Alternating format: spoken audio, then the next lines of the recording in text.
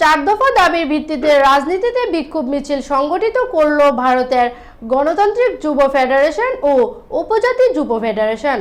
রাজধানীর সিটি সেন্টারের সামনে থেকে শুরু হয় এই বিক্ষোভ মিছিলটি রাজধানীর বিভিন্ন রাস্তা পরিক্রমা করে। বিধানসভা নির্বাচন যতই এগিয়ে আসছে ততই আন্দোলন তেজি করছে বামপন্থী ছাত্র যুব সংগঠনগুলি।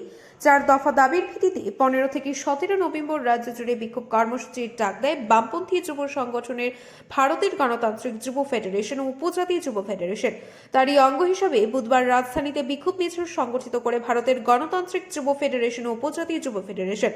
রাজধানীর সিটি সেন্টারের সামনে থেকে শুরু হয় এই মিছিলের অগ্রভাগে ছিলেন ভারতের গণতান্ত্রিক যুব ফেডারেশনের রাজ্য সভাপতি পলাশ ভৌমিক, সম্পাদক নবারুণ দেব সহ অন্যান্যরা। ভারতের গণতান্ত্রিক যুব ফেডারেশনের রাজ্য সভাপতি পলাশ ভৌমিক সাংবাদিকদের মুখোমুখি হয়ে চার দফা দাবিগুলি তুলে ধরেন। পাশাপাশি তিনি জানান, এই আন্দোলন রাজ্যের সকল স্তরের মানুষের স্বার্থে। আজকে রেলের মেন উদ্দেশ্যটা কি?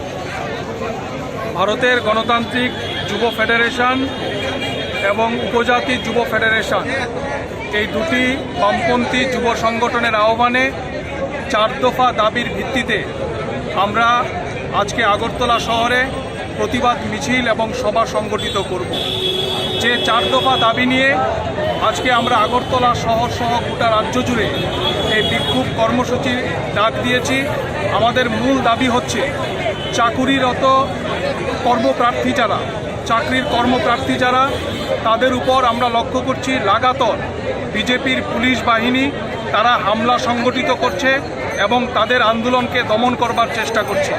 তার প্রতিবাদে আমরা এই আন্দোলন কর্মসূচি গ্রহণ করেছি। তার পাশাপাশি আমরা দাবি করছি অবিলম্বে জেআরবিটির পরীক্ষার ফলাফল প্রকাশ করে দ্রুত তাদের নিয়োগের ব্যবস্থা করতে হবে। শিক্ষা এবং স্বাস্থ্য সহ সমস্ত শূন্য পদ অবিলম্বে পূরণ করার ব্যবস্থা করতে হবে। তার পাশাপাশি আমাদের দাবি হচ্ছে এই সময়ে যেটা আমরা মারাত্মকভাবে লক্ষ্য করছি যে আমাদের রাজ্যে স্থায়ী নিয়োগের পরিবর্তে আউটসোর্সিংয়ের মাধ্যমে লোক নিয়োগ করার জন্য সরকার সিদ্ধান্ত গ্রহণ করছে।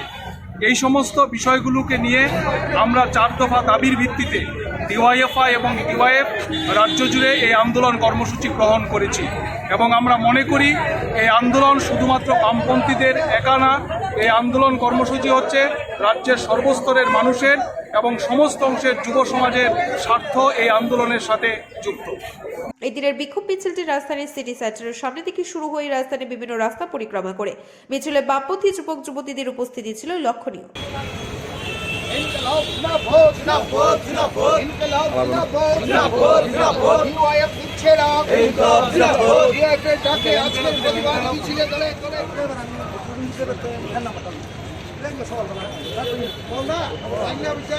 Bureau report, Tripura news 8।